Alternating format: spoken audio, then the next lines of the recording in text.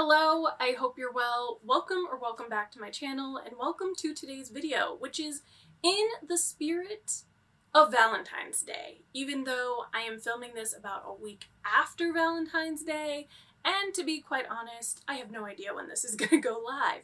But essentially what I wanted to do was to give some love to some of my favorite authors, talk about why I love them and why you should love them as well. And so that's what I'm going to do. I have 10 authors here. Miraculously, none of these lists of mine ever come out to 10, but somehow this list did. And I mean, some of these authors are legitimately my favorite authors of all time.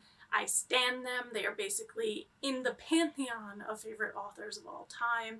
So yeah, I have feelings about them. So why don't we dive right in? So we're gonna start with a disclaimer, because if you are a regular subscriber, there probably aren't many surprises here.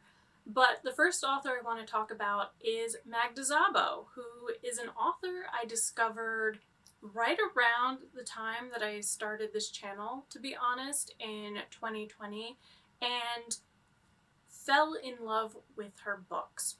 And she is a Hungarian author. Her books are translated into English, and I think I have read 3 of the 4 that are currently translated. And this is one of these rare instances where an author performs a hat trick. Like, all 3 of the ones that I have read so far, The Door, Isa's Ballad, and Abigail, have been 5-star reads for me. That rarely happens. But I enjoy Magda Zabo's writing style so much. They are quiet novels in a way, and very much character driven.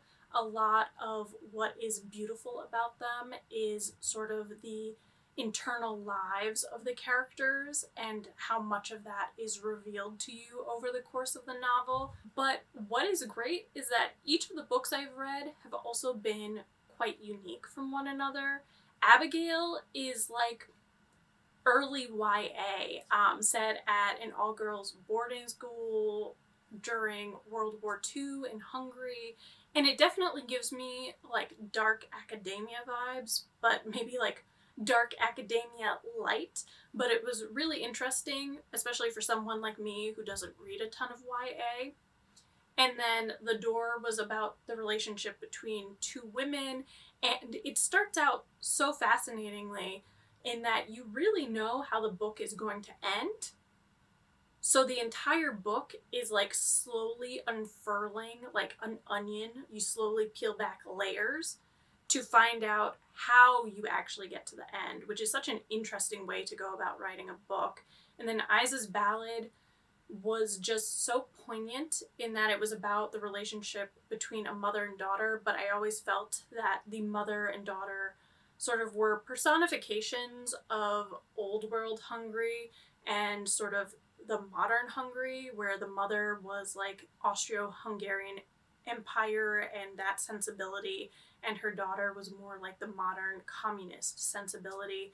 And it also just made a fascinating commentary on aging and what happens.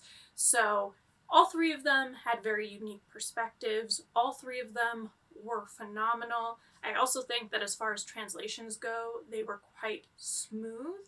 So yeah, I am really looking forward to reading the 4th book by Magda Zabo, Catalan Street, which I do own, and I am hoping that other works of hers will be translated so that I can read them as well. But these are books that I definitely want to read again at some point because they were absolutely fascinating. Next, we have Pat Barker, which, again, really no surprise because I honestly have not shut up about this woman since I started this channel. At this point, I have read 3 of her books, 2 which were historical fiction set during sort of ancient Greece and are feminist retellings of the Iliad, and then currently I am working my way through one of her trilogies, one that is on World War I.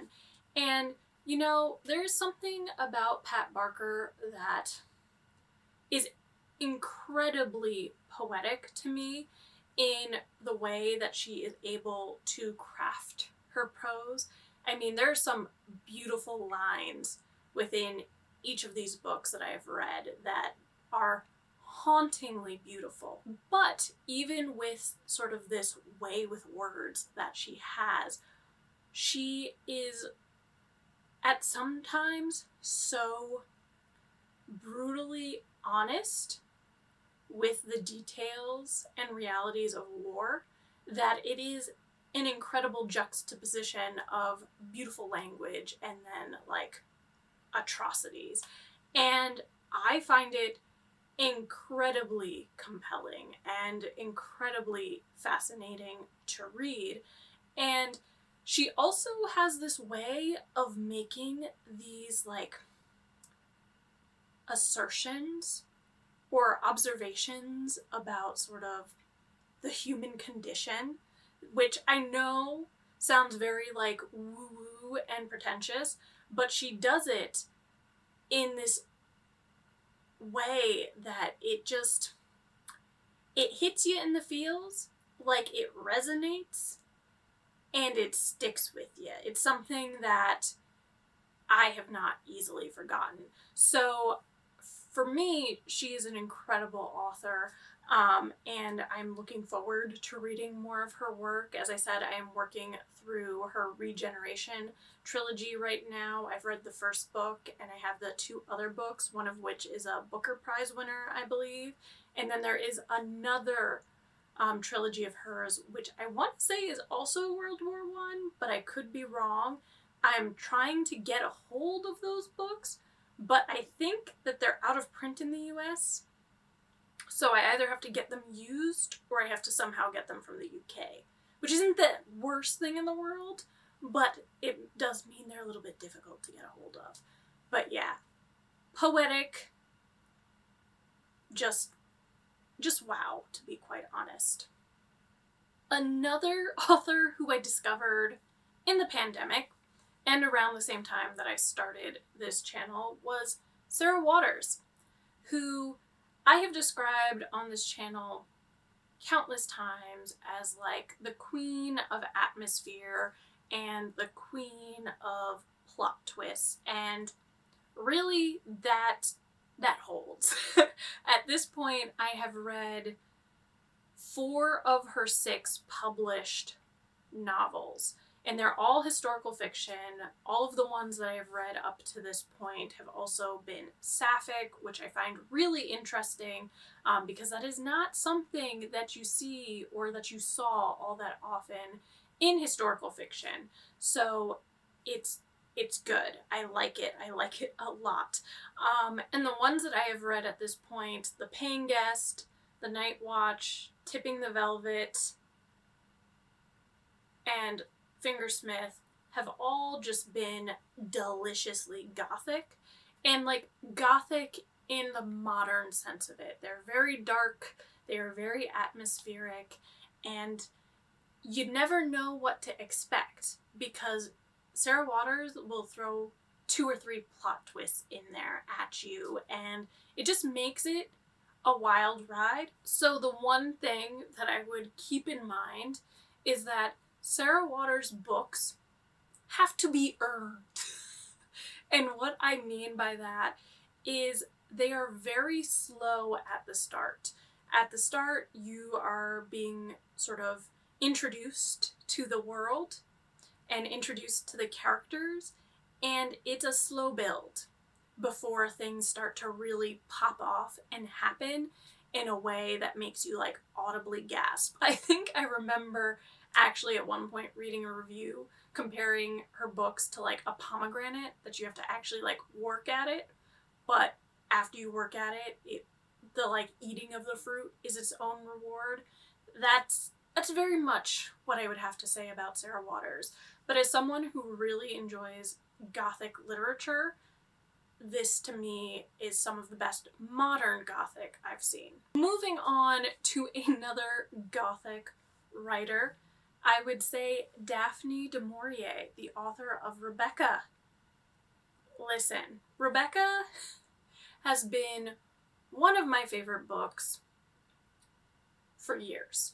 I have read it several times. I've watched the movie adaptations, both of them, even though the most recent one is trash, watched both of them multiple times as well. It's just a story that I enjoy incredibly. I also read My Cousin Rachel and really, really enjoyed that as well. And I have other books in Daphne du Maurier's backlist that I'm interested in reading as well.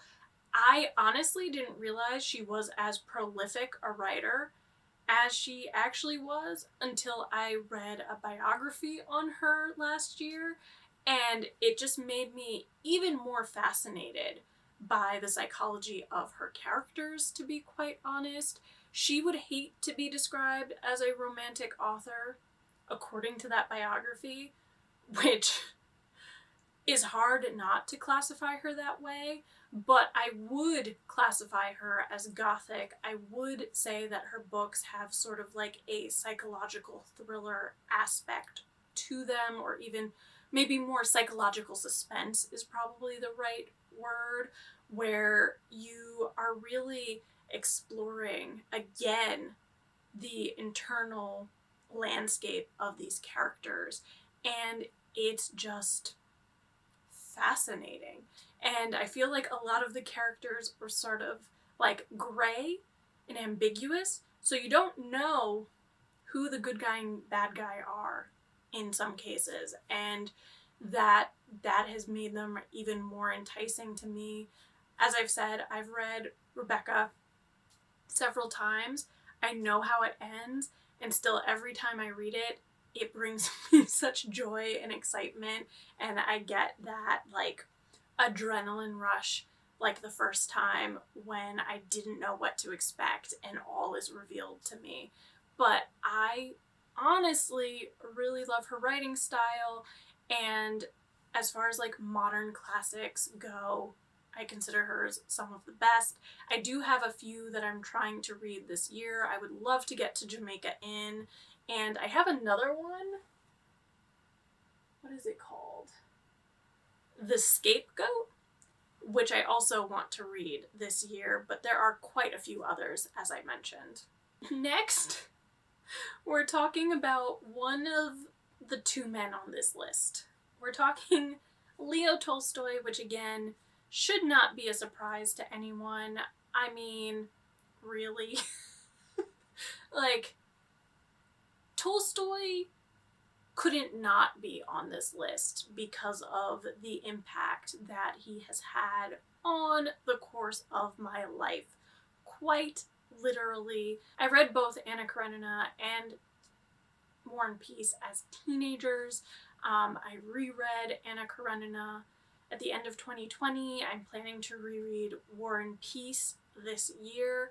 And these are books that I read and made me explore an entire country and its literature and its culture and its history, because after reading them I wanted to read more Russians, and I went on to study them in school, and it's just been incredible to me, to be quite honest. And it all started because I read The Death of Ivan Ilyich, which is a Tolstoy novella, and absolutely hated it.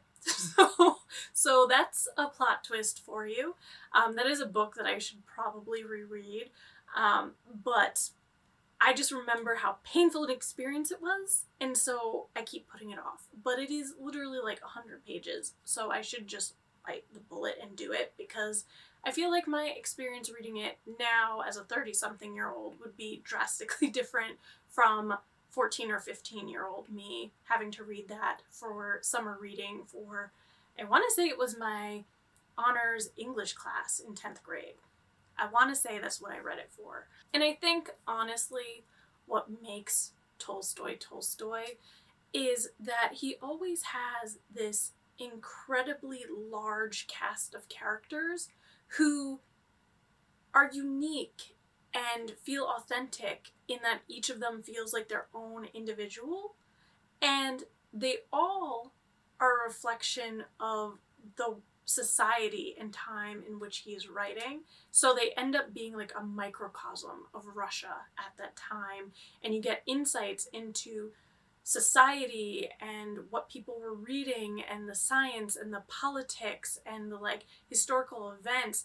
And the fact that one man could do all of that and create these epic novels is incredible to me. And his writing is honestly some of the best I have ever read, probably some of the best I will ever read. And I'm not saying that to just agree with everyone who talks about Tolstoy being amazing, because this is an author that has literally impacted my life, has literally changed it and transformed it.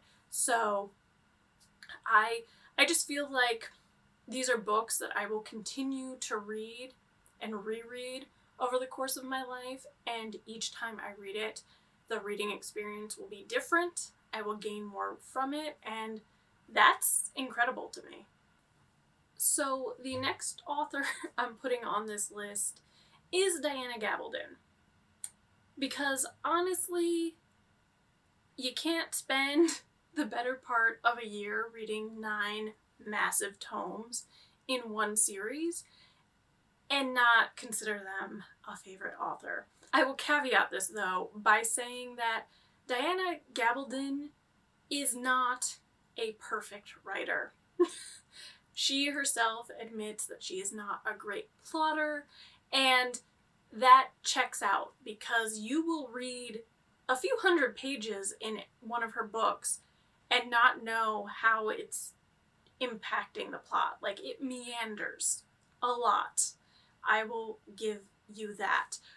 But it's her characters that I'm obsessed with. Jamie and Claire and their love and relationship, and the way that it spans like 30 years is incredible. Seeing these characters aging, because I mean, when the series started, when the first book came out in I think 1990 or 1991, they were like my age and a little younger, and now they're in their like 60s and late 50s. So that to me is great. But she also creates this great sort of group of supporting characters who you root for and are genuinely interested in. And I do think that she actually got progressively better at doing that over the course of writing the novels in the last 30 years, because I do feel like some of them were a little bit lackluster and not fully formed at the beginning, when the story was really about just Jamie and Claire. But as their universe has continued to expand, those characters have become more fully formed and are definitely characters that my heart bleeds for when bad things happen. But for me, it's the characters in Diana Gabaldon's books that really make her a favorite of mine. Now, the next author is one that I honestly haven't read a book of hers recently, but when I discovered her, it was one of those situations where I obsessed and bought like every book she had published up until that point, and that is Sarah Dennant, who writes a lot of Italian Renaissance historical fiction. She has this, I guess you would call it a duology on the Borgias, which is in the name of family and blood and beauty, that loved them. And the first book of hers that I actually read was Sacred Heart, which was set at like a convent in the Italian Renaissance. And I discovered it, oddly enough, because at the time I was fangirling Natalie Dormer, who was playing Anne Boleyn in The Tudors. And she did like a radio play, which I didn't even know that was still a thing, but she did a radio play of Sacred Heart. And so I listened to that and then was like, I need this book. And my love for her just kind of expanded from there. But as far as like historical fiction writers go, I love the subject matter, but I also love that it feels really, really well researched, and the world building is just top notch. And the Italian Renaissance isn't even a time period that I like studied widely, but it is a time period that intrigues me. And so I like feeling that I'm getting a better understanding of that world, and that I am getting a better understanding of like the family, the Borgias. So for me, she is one of probably, I would say, my favorite historical fiction writers, up there with like a Pat Barker. Next, we have another male author, Tennessee Williams, who doesn't get a lot of love on BookTube or Bookstagram or any of those social media platforms because he is a playwright. But again, like Tolstoy, this is an author who I've spent a lot of time with. I have read every single one of his plays. I spent nearly 2 years of my life reading, researching, and writing a thesis on his works. And so I'm invested. And the thing is with him is that I do think there is something gothic about the way that he approaches the stage. He creates these larger than life characters with these fascinating backstories and these like emotions that just feel so big and real, and just I don't even know how to describe it. It just, anytime I read one of his plays, anytime I see it acted on stage, it is eye-opening. It is revelatory to me. And again, this is a situation where it's really the characters that prove his like mastery of the stage, because anytime I read them, anytime I see them, I feel something for them, even if they are characters that are not necessarily good or have made questionable decisions, but just the way he like goes about telling their story, the way that he like gives the stage directions, or the way that the dialogue is just so sharp and cutting, it makes me excited to go to a theater. It makes me excited to read it. And I mean, some of my favorites of his are like Cat on a Hot Tin Roof, Streetcar Named Desire, Night of the Iguana, Suddenly Last Summer. And as I said, they all just feel really, really unique, but there's a darkness to them, a sinisterness, an intensity to them that really I don't see much in other plays. So, yeah. We have 2 more authors to go, and the next one is Irene Namrovsky, and the first book of hers that I read was Sweet Frances, which to me is an extraordinary book because it is already so close to perfection, and it's a book that hasn't been finished. She never got the chance to complete it because she was Jewish living in France during World War II and was taken prisoner and died in a concentration camp. So the book itself is unfinished. And if she had been given the opportunity to finish it, if her life had not been taken in such a horrific way, this would have been a masterpiece, because quite frankly it already is. I've read another book of hers, The Fires of Autumn, which was also dealing with the wars, but more specific to World War I, and I have a short story collection of hers, Dimanche, which I do want to read soon. But for me, again, she is a quiet author in that even though she's writing about these like massive historical events that were like world stage, she's really looking at the everyday people living under those circumstances and exploring their lives, which is just incredible. I love quiet novels, and that's what I feel like these are, and that's what I love. We're not dealing with the heroes, the people that everyone knows about. These are just average Joes, Mary Sues, living their life and having to deal with the circumstances of it.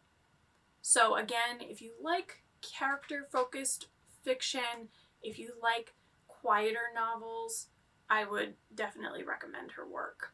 And the last author is Sonia Purnell, who is the only author on this list that specializes in nonfiction. And when I was building this list, I kind of came to the realization that when it comes to fiction, if I like an author, I buy up all their books. But when it comes to nonfiction, often what I do is the subject of the book interesting to me? And if it is, then I'll give an author a shot.